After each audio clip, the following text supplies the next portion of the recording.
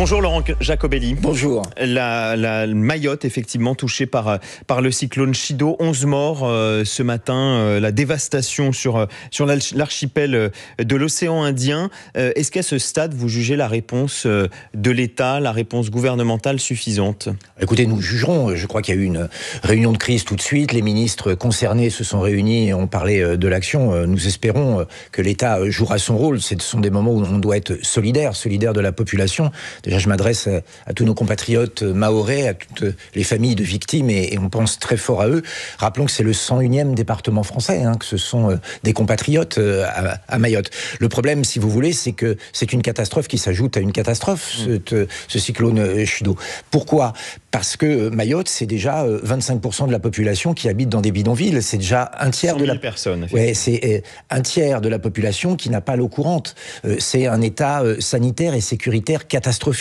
On a un peu l'impression que Mayotte a été le grand oublié des départements français. On ne pourrait pas imaginer que la Lozère, la Moselle ou la Seine-Saint-Denis soient considérées et traitées comme l'est aujourd'hui Mayotte. Et malheureusement, quand vous avez un cyclone qui arrive et que les habitations sont faites de tôle, que vous n'avez déjà pas l'eau courante, eh bien, c'est encore plus difficile à gérer que ça ne le serait n'importe où. Donc il est temps maintenant d'être solidaire avec nos compatriotes. Je le rappelle, les Mahorais sont des Français qui ont fait le choix de la France, qui vivent une situation quotidienne extrêmement difficile depuis des années, notamment à cause de l'immigration massive qui vient des Comores. Je rappelle que 50% de la population de Mayotte est étrangère, et donc aujourd'hui, ce qui leur arrive, ce cataclysme qui leur tombe dessus, est encore un malheur supplémentaire. Il faudra demain doubler d'attention pour ceux qui vivent à Mayotte et qui sont nos frères de France. Vous faites le distinguo d'entrée de jeu entre les compatriotes et les personnes en situation irrégulière. C'est aussi, Bruno Retailleau précise aussi d'ailleurs que les deux catégories de personnes seront secourues. C'est vraiment utile de faire cette précision-là aujourd'hui. Alors vous n'avez pas compris mes propos, vous les interprétez mal. Il faut venir en aide à tout le monde. Voilà, on va pas laisser quelqu'un souffrir. Ça vous a choqué d'une certaine façon que lui fasse le distinguo dans le secours? Pourquoi c'est intéressant de le dire? C'est pas pour stigmatiser, et bien évidemment, les personnes qui viennent d'ailleurs et qui sont à Mayotte n'ont pas provoqué le cyclone. Je pense que c'est évident à l'esprit de tout le monde. En revanche, le fait qu'il y ait cette précarité due à une immigration incontrôlée fait qu'il y a aujourd'hui des bidonvilles, et ce sont ces bidonvilles qui font qu'il y a aujourd'hui des gens qui sont sans abri. Et donc, bien évidemment, il faut aider tout le monde. Il n'y a pas de hiérarchie dans le malheur. Donc n'interprétez pas mal ce que j'ai dit. Et d'ailleurs, sur les propos de Bruno Retailleau, cette fois, précisément, est-ce que c'était bien utile de faire cette précision? Écoutez, je ne sais pas, je ne suis pas dans la tête de Bruno Retailleau. Vous l'auriez fait, vous?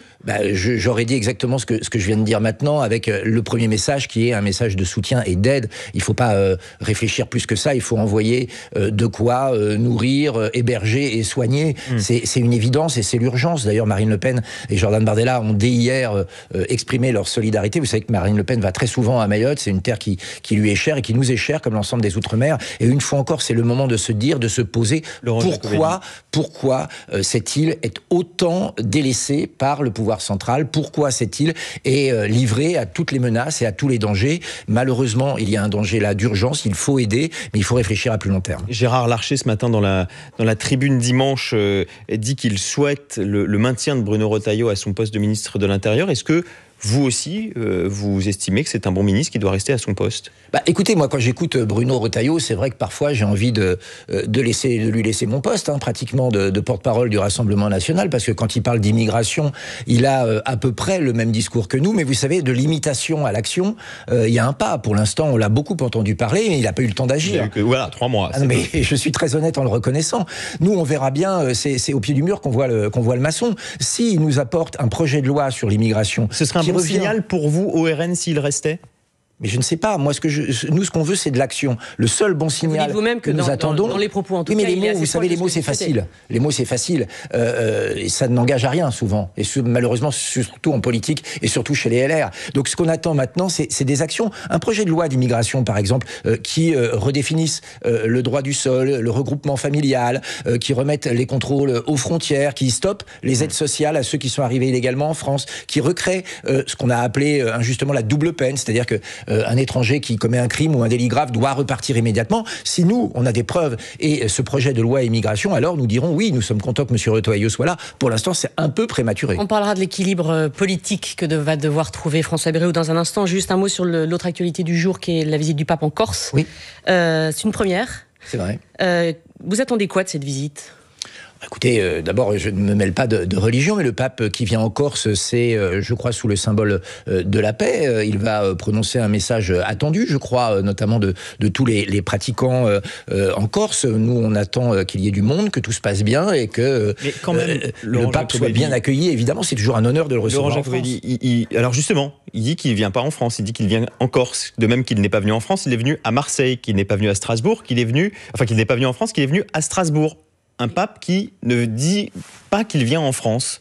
Qu'est-ce que ça vous inspire ? Il a un problème avec la France à vos yeux ? Écoutez, j'espère que non, puisque... Il ne vient pas à Notre-Dame. Oui, je sais bien, mais j'espère qu'il n'a pas un problème avec la France, parce que toutes ces ouailles du monde entier doivent avoir la même valeur à ses yeux. Et vous comprenez que des pratiquants soient déçus en France ? Je peux l'entendre, mais moi je ne suis pas nonce apostolique, vous savez, je ne peux pas traduire la pensée du pape, et puis en tant qu'élu français, élu de la nation, je m'efforce à être... d'État, le pape, c'est vrai, mais je m'efforce à toujours être laïque et ne pas interpréter la parole du pape. Moi, ce que j'espère, c'est que tous les Français qui ont la foi pourront y trouver un moment de bonheur, et en venant en Corse, il vient sur une très belle île et il vient en France. Vous dites discours de paix, il vient surtout, c'est une visite qui est surtout liée à la Méditerranée et au sujet migratoire à nouveau. Dès 2013, quand il avait commencé son mandat, il était allé à Lampedusa, il a fait escale depuis en Grèce, à Chypre, à Malte, au Maroc et donc à Marseille.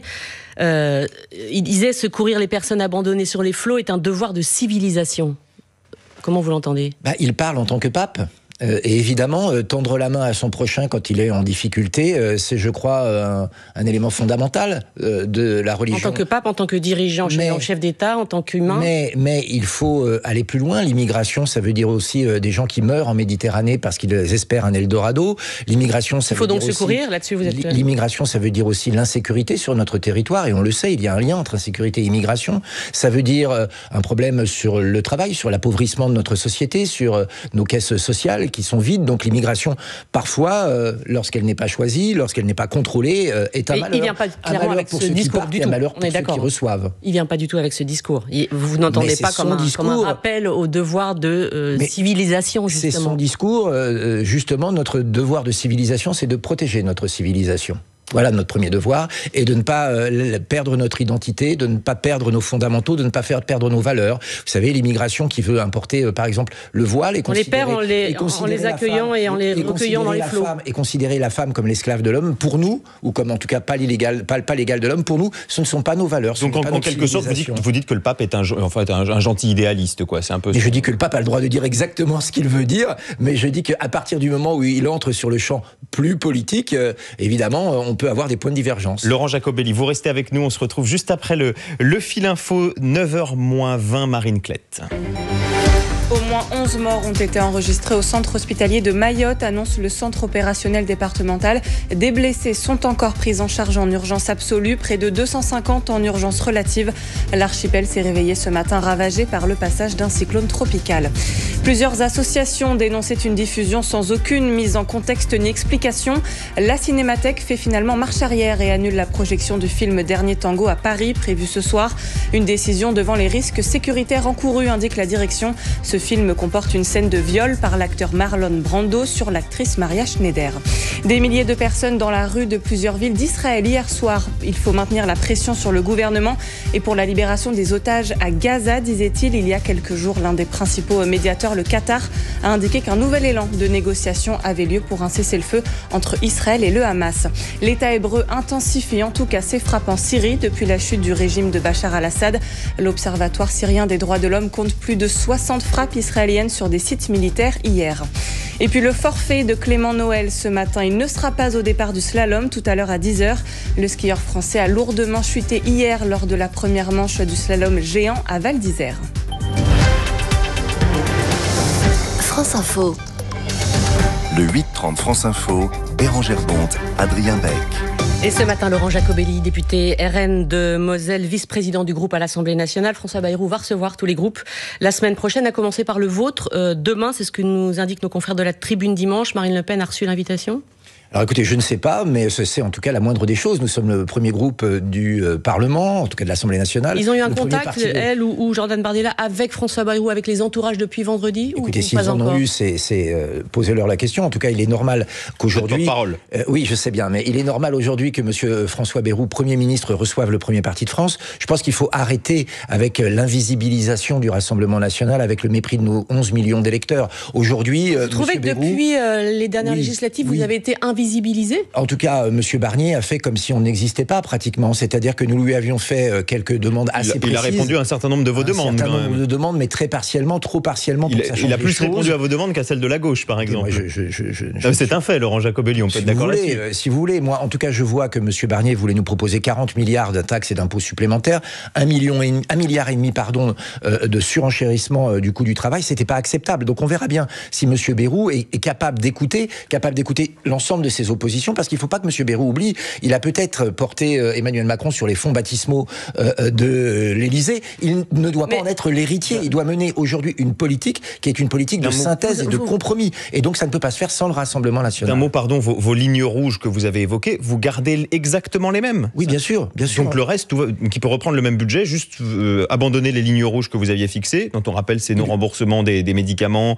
Oui, la désindexation des retraites. Ça c'est fait. Le matraquage fiscal sur les entreprises et sur les particuliers. Donc ça, c'est juste ça, et après le reste, tout va bien. Écoutez, il va falloir se mettre au travail. La première urgence, c'est faire un budget. Faire un budget, ça ne veut pas dire promettre aux Français qu'on va leur donner un coup de massue fiscal. Ça ne veut pas dire aux entreprises, on va vous couper l'air et vous asphyxier. Ça ne veut pas dire, on va continuer les mauvaises dépenses de l'État et faire les poches des Français. Si M. Bayrou l'a compris, tant mieux. Nous, on l'a dit, on ne fera pas de censure a priori. On est là pour être constructif. Mais M. Bayrou doit se rappeler qu'aujourd'hui, nous sommes dans une logique de budget de rupture. Plus personne ne veut de la Macronie macroniste. Plus personne ne veut d'un budget à la Emmanuel Macron. Mais si plus personne ne veut de la Macronie macroniste, pourquoi pas de censure a priori? Qu'est-ce qu'il explique? Mais parce que M. Bayrou doit être non pas le Premier ministre qui continue la politique d'Emmanuel Macron, mais un Premier ministre qui prend en compte l'ensemble des groupes de l'Assemblée nationale. Il se présente comme un conciliateur, il dit que le centre est une forme de synthèse. Mettons-le au travail, voyons bien s'il le fait. Il sera sous surveillance du Parlement et du Rassemblement national. Pour vous, on est dans la même situation qu'il y a 3 mois, en fait. Exactement. On avait compris depuis vendredi qu'il y avait une forme de bienveillance. C'est pas tant le cas, c'est pas extrêmement clair. Je ne sais pas ce que vous appelez une bienveillance. Il y a aujourd'hui un Premier ministre. Nous ne voulons pas le chaos. Nous ne voulons pas malmener les constitutions. Nous espérons que ce Premier ministre amènera la France vers un budget équilibré. Équilibré, ça veut dire qu'il n'attaque pas à nouveau le pouvoir d'achat des Français, qu'il respecte ceux qui travaillent et ceux qui ont travaillé, qu'il respecte les entreprises, qu'on n'ait pas un budget qui creuse la dette et qui augmente la masse fiscale, parce que là, pour le coup, on sait que ça marche pas. On veut un budget qui donne du dynamisme aux entreprises, qui permette la relance de la consommation. Il faut les faire, les 60 milliards d'économies, de vivre dignement. Bien sûr qu'il faut les faire. 60 milliards cette année, vous êtes d'accord avec... Non, mais avec ce chiffre, vous êtes d'accord? Mais ou 60... Et pourquoi pas plus? Ce qu'il faut, c'est prendre la liste des dépenses de l'État. Ça veut dire qu'on coupe précisément. Une par une. Attendez, parce que la méthode est importante. Une par une. Et pour chaque dépense, se demander si elle est utile ou inutile. L'augmentation du budget de cotisation de la France vers le budget de l'Union européenne.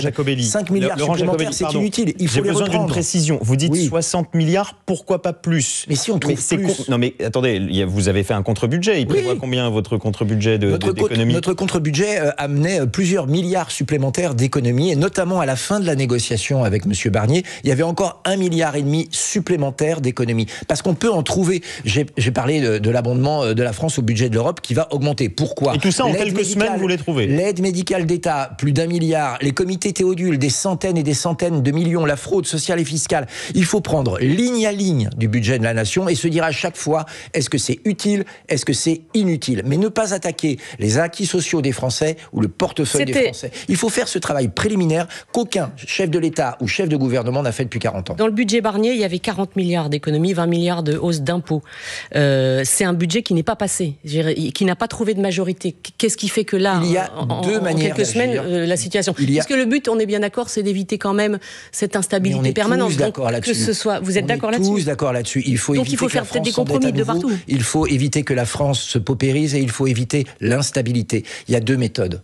Soit on demande plus d'efforts aux Français sans diminuer le train de vie de l'État, soit on commence par diminuer le train de vie de l'État, et si jamais il y a un reliquat, on demande vraiment aux Français les plus riches des plus riches de faire un tout petit effort. Mais le premier travail doit être de diminuer les dépenses de l'État, ce que n'a pas fait M. Barnier. M. Barnier a cédé à la facilité, il a dit il manque de l'argent, on va aller faire les poches des Français, la politique du racket, le budget du racket, ça suffit. Est-ce qu'il y aura une forme de, je reprends le mot bienveillance quand même, ou de reconnaissance du RN vis-à-vis de François Bayrou, eu égard au fait qu'en 2022, c'est quand même lui qui lui offre le parrainage à Marine Le Pen pour être candidate au présidentiel à quelques jours là, de la date butoir. Il y a un certain nombre de points de convergence, la proportionnelle qui en est un également.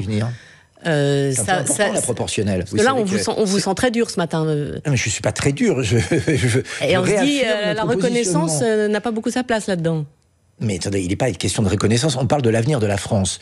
Est-ce que M. Bayrou sera censuré par nous? A priori non, notamment pour les raisons que vous venez d'évoquer. François Bayrou s'est toujours comporté vis-à-vis des électeurs du Rassemblement national, du mouvement et de ses élus en républicain. Voilà, il les a toujours considérés comme des élus de la même valeur que les autres, en prenant nos électeurs comme des électeurs qui avaient la même valeur que les autres électeurs. Nous souhaitons que ça continue comme ça. Vos ennuis, on va dire, vos ennuis judiciaires respectifs des deux côtés jouent aussi.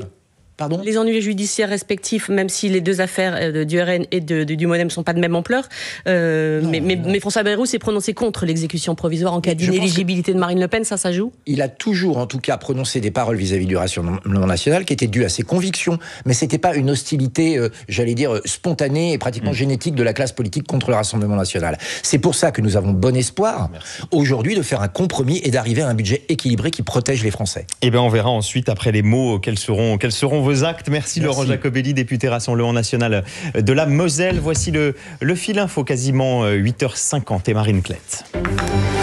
Atterrissage imminent pour le pape en Corse. Sa visite aujourd'hui est historique. C'est le premier souverain pontife à se rendre sur l'île.